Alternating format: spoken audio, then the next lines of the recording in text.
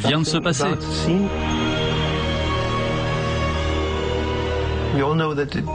On sentait déjà que ça concernait Zidane. On venait de voir une première image de lui et il avait l'air très étrange. C'est un comportement symptomatique d'un joueur qui sait qu'il a fait une faute.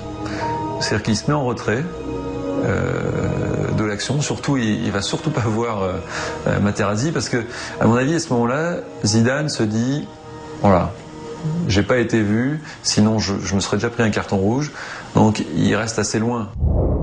Mais à ce moment-là, Wolfgang Straub, le réalisateur, a un énorme coup de chance. Dans le dispositif, vous avez les caméras qui filment le jeu, des caméras spécifiques pour les ralentis, et puis il y avait des caméras isolées par joueur. Une caméra suivait pendant 15 minutes un joueur français, puis elle basculait sur un autre. Sur un match de 90 minutes, la caméra suivait donc en alternance 6 joueurs de chaque équipe. De la première minute à la 15e, tel joueur, de la 15e à la 30e, tel autre joueur, et on appliquait ce programme. Et dans ce programme établi à l'avance, la caméra isolée devait suivre Zidane dès la 105e minute, soit 2 minutes seulement avant le coup de tête. Au bout de quelques secondes, l'opérateur de cette caméra, un caméraman français, me dit « Regarde sur mon écran ». Et là, on a trouvé l'image.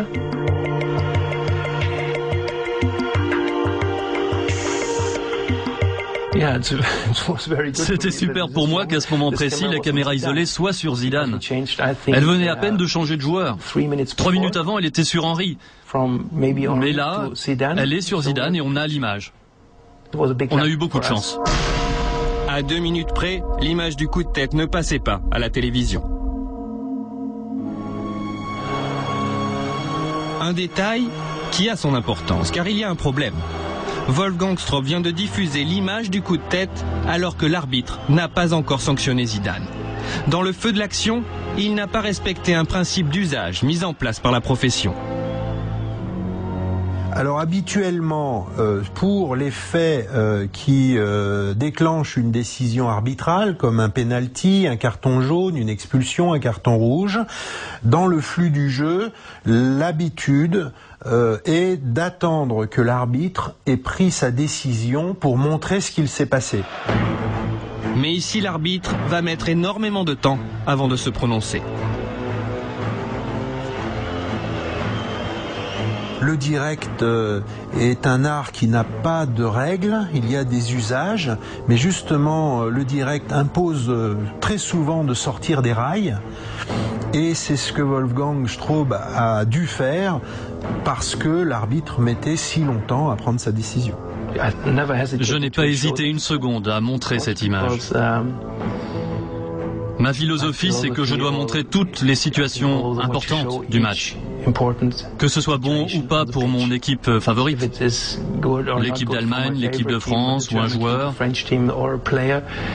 Je suis journaliste, c'est mon devoir de montrer cette image, je pense. Une question se pose alors. L'arbitre a-t-il eu recours à cette vidéo pour prendre sa décision? Un procédé strictement interdit par le règlement?